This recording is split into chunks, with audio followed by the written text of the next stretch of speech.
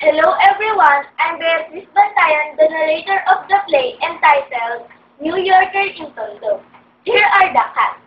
Donalita de Vera will act as a Tondo girl who stayed in New York for less than a year to study hair culture and beauty science. Christopher R. Cabrera will act as Totoy and Tony, while Joan Bayaborda will act as Nena.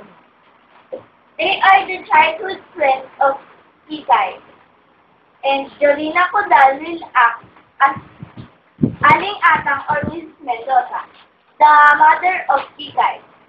The setting is in the living room of a middle class family in Tondo. It is about 10 o'clock in the morning. Scene 1.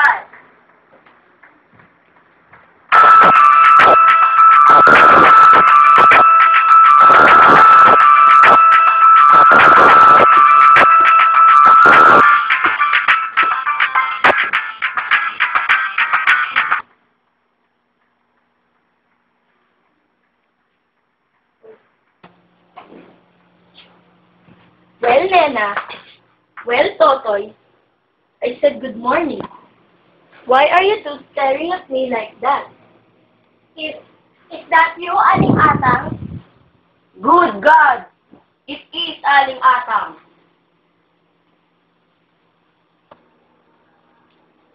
Totoy, Aling Atang now prefers to be called Mrs. Mendoza. Can you please excuse me?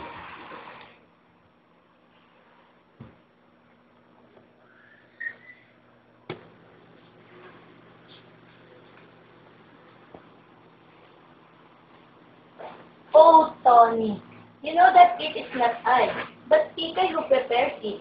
She was delighted with these flowers, and she thanks you very much. Nena, if you don't stop gapping at me, I'll pinch you. Ha ha ha ha! How you used to pinch and pinch me, Aling Atang, when I was a little girl. You were a very naughty girl, always fighting with Kikay.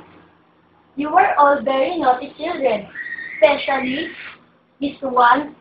She always sneaking to our backyard to steal our mangoes. Ay, nako, ang tanda ko na talaga. I mean she, Totoy. Do you still have that mango tree?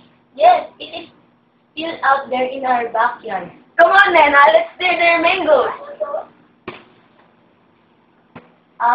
You just try. I will run as fast as ever. And remember, if I don't catch you, I'll pull your pants off. But I wear suspenders now, Aling Atang. Oh, you rascal! Come with me to the kitchen. Why? To pull my pants off again? No, idiot. To help me carry something. Aling Atang, don't you prepare anything for us? We're not visitors and we're not hungry.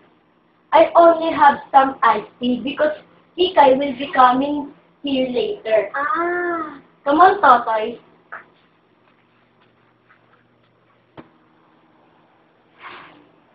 Well, Tony. You shouldn't have come today, Nena. Oh, why not? I haven't talked with Kikay yet. You haven't talked to Kika yet? I thought you were coming here to tell her everything last night. I lost my nerve. I didn't come last night. Oh, Tony. Oh, Tony. Use your head, Nena. Who ever heard of a man breaking off his engagement with a girl? It's not usual. And, my God, it's not easy. Are you in love with Kika or with me? Of course I'm in love with you. I'm engaged to you. Yes, and you're engaged to Kika too. But that was a year ago. Oh, you will